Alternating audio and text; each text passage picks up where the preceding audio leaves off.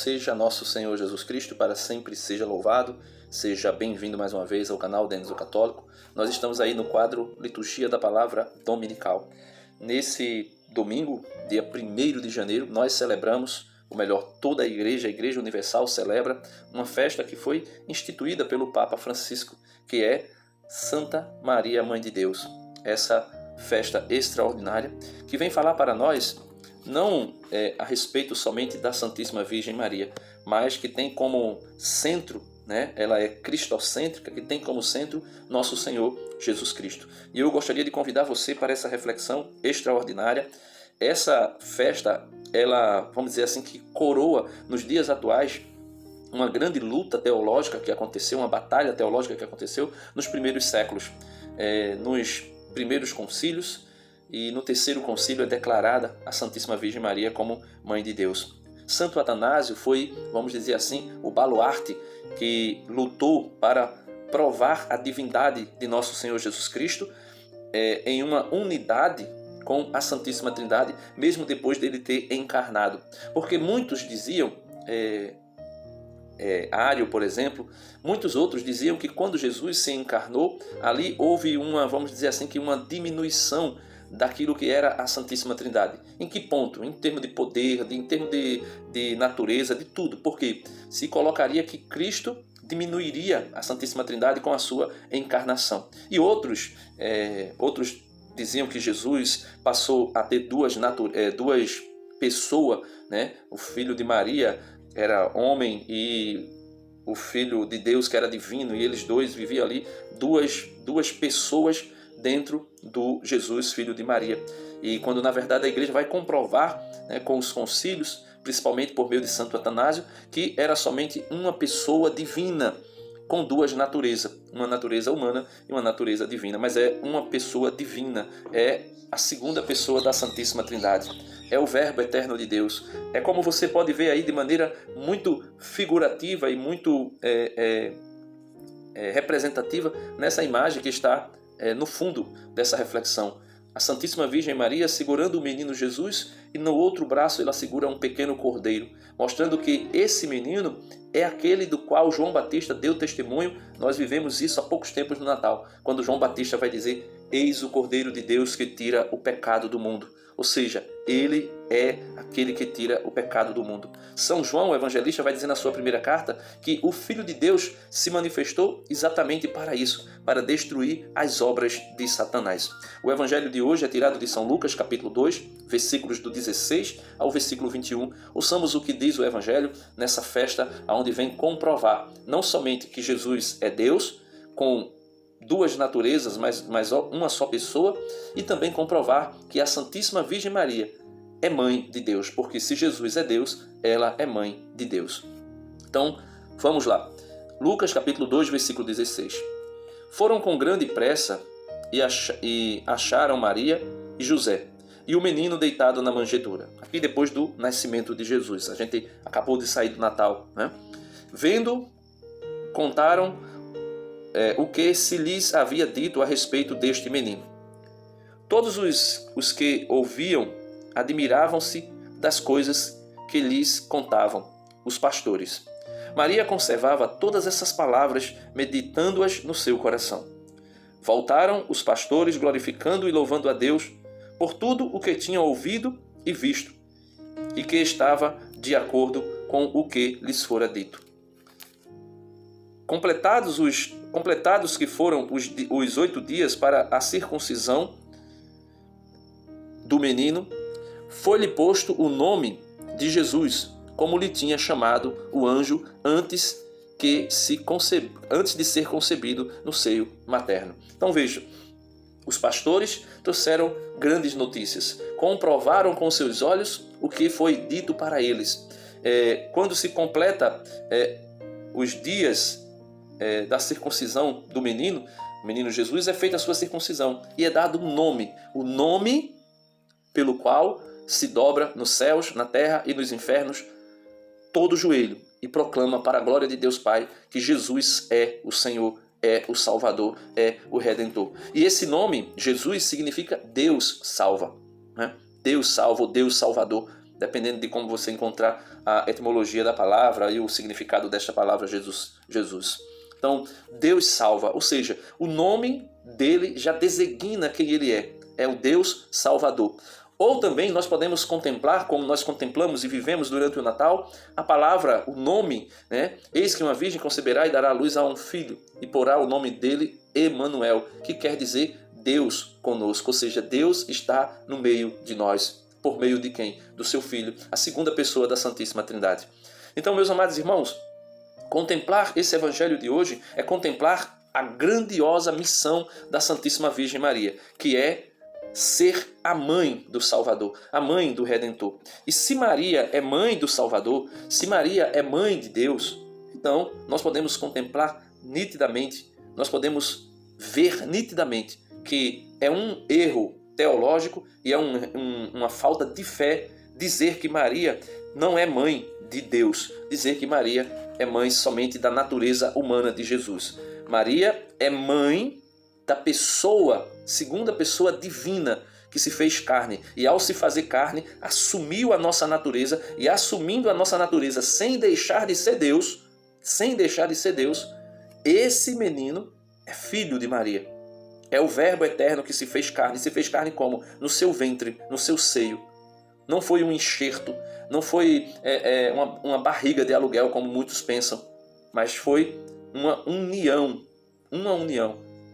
com a Santíssima Virgem Maria, de uma maneira tal que ela poderia dizer, como disse Adão a Eva, a respeito de Eva: este sim é ossos dos meus ossos, é carne da minha carne, é sangue do meu sangue.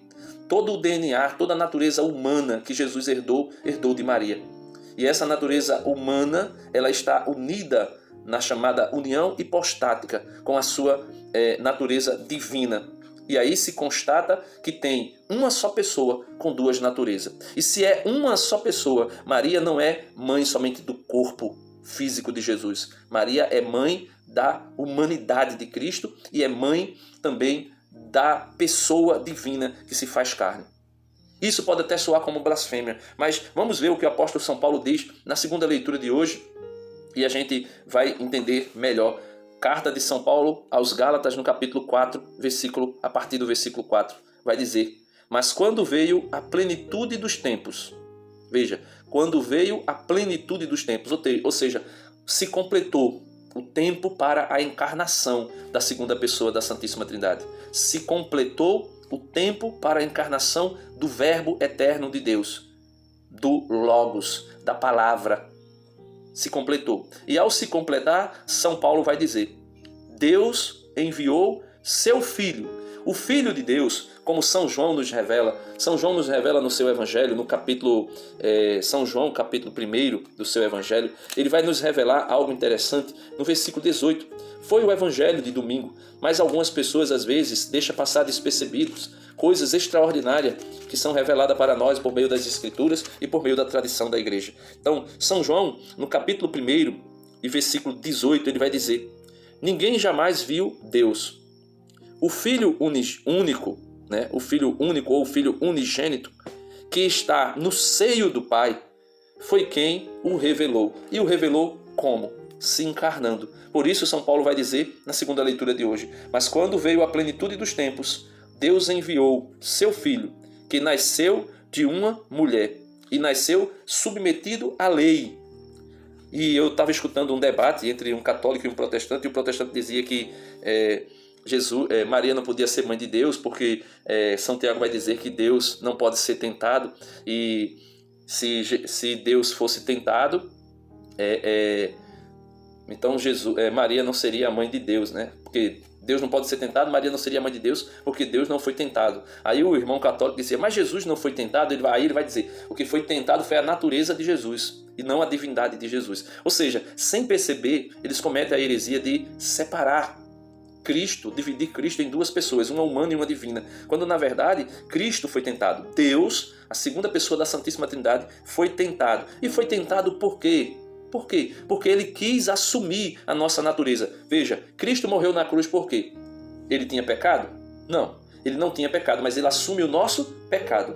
O apóstolo, escrevendo aos Gálatas, no capítulo 3, versículo 13, veja que chega a ressoar como se fosse uma blasfêmia, mas veja o que diz.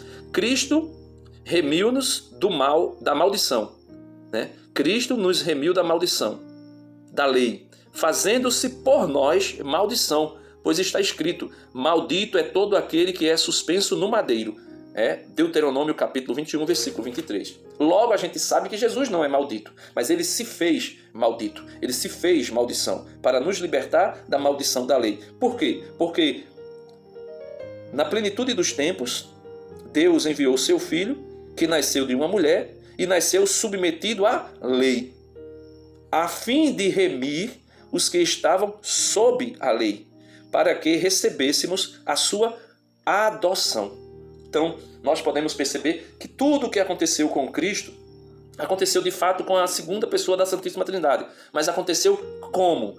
Por quê? Porque ele assumiu a nossa natureza. E assumindo a nossa natureza, não deixou de ser Deus.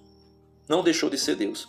E continuou sendo Deus, e sendo Deus feito homem, sofreu tudo o que um homem pode sofrer, um ser humano pode sofrer. Sentiu fome, sentiu sede, sentiu cansaço.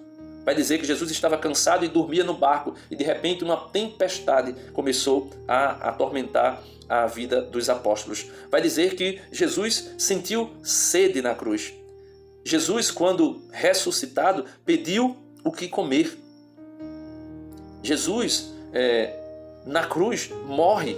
Veja, o salário do pecado é a morte. E Jesus morreu. Então quer dizer que Jesus pecou? Não. A carta aos Hebreus vai dizer que Jesus é igual ao homem em tudo, menos no pecado. Mas ele morreu por quê? Porque ele assumiu a nossa natureza. Ele morreu naturalmente consequência do pecado? Não. Por quê? Porque ele não era pecador. Ele não tinha pecado. Mas ele vai dizer, ninguém pode tirar a minha vida. Eu a dou voluntariamente, porque eu tenho o poder de dar e de tomá-la de volta. E muita gente pensa, lendo as Sagradas Escrituras de forma superficial, que Deus Pai ressuscita Jesus somente. Mas não, a ressurreição é uma obra da Trindade. É uma obra da Trindade. O Pai e o Espírito Santo, que estão na glória do céu, unido à segunda pessoa da Santíssima Trindade, o Verbo de Deus, que mesmo depois da morte não se separa do seu corpo e nem se separa da sua alma humana, os três, Pai, Filho e Espírito Santo, ressuscita o Filho. Né? Pode até dizer, como é que ele pode ressuscitar ele mesmo? Ele mesmo falou, ninguém tira a minha vida, eu a dou por mim mesmo, porque eu tenho o poder de dar e de tomá-la de volta. Ele tem o poder de dizer, eu tenho o poder. E ele fez isso. Fez isso unido ao Pai e ao Espírito. E ele fez isso tudo para quê? Para nos adotar como irmãos. Para nos adotar como irmãos. E é por isso que ele derrama sobre nós o Espírito. Veja, a prova de que sois filhos é que Deus enviou aos vossos corações o Espírito de seu Filho que clama Abba, Pai. E por isso Jesus nos ensinou a orar, Pai Nosso, porque ele não é mais o Filho unigênito no sentido de dizer que ele é o único Filho de Deus. Ele é o único no sentido de dizer que é divino, mas ele, o unigênito, se torna agora primogênito do Pai. Por quê? Porque tem muitos irmãos. Nós nos tornamos, como a igreja diz, filhos de Deus no Filho. Nós nos tornamos filhos no Filho, Jesus Cristo. Por quê? Porque foi derramado sobre nós, por meio de Deus Pai, o Espírito do seu Filho, que clama Abba, Pai. Aí ele vai dizer, já não és escravo, mas filho. E se és filho, então és também herdeiros por Deus. Ou seja, somos herdeiros de Deus, herdeiros do trono, herdeiros do reino. Graças a quem? Ao Filho. E isso tudo, meus irmãos, a gente só consegue contemplar uma coisa, a maternidade divina da Santíssima Virgem Maria. E é tanto que o Salmo de hoje vem nos levar a cantar, o Salmo 66, vem nos ensinar e vem nos levar a cantar o seguinte, eu não vou cantar, lógico que eu não canto, mas diz assim, tenha Deus piedade de nós e nos abençoe. Faça resplandecer sobre nós a luz da sua face. Faça que se conheça na terra os seus caminhos, e em todas as nações a sua salvação. Alegrem-se e exultem as nações, porquanto com equidade regeis os povos e dirigis as nações sobre a terra. Que os povos vos louvem, ó Deus, que todos os povos vos glorifiquem. Sim, que Deus nos abençoe e que o reverenciem até o fim os confins de toda a terra. Então, se a promessa era de que Deus iria nos abençoar, de que Deus iria nos fazer resplandecer sobre nós a sua luz e a sua face, o Papa Francisco, no começo do seu pontificado, Papa Francisco escreveu uma bula, papal, declarando o ano da misericórdia, chamada o rosto da misericórdia. E nessa bula ele dizia que Jesus é o rosto da misericórdia do Pai, que veio ao mundo e que revela ao Pai. Jesus mesmo vai dizer: ninguém jamais viu o Pai, mas o Filho unigênito que está no seio do Pai revela o Pai para vós.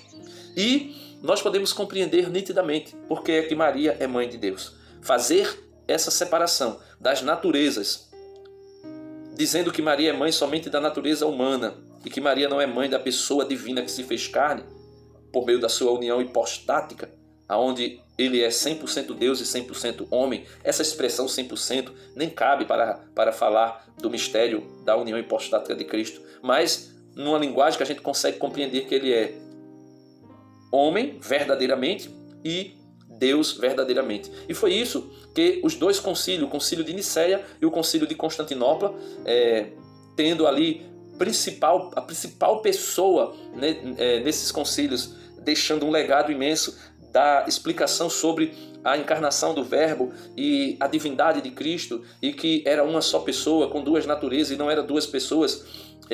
Santo Atanásio vai dizer de forma extraordinária, e nesses concílios fica decidido que Jesus é o quê?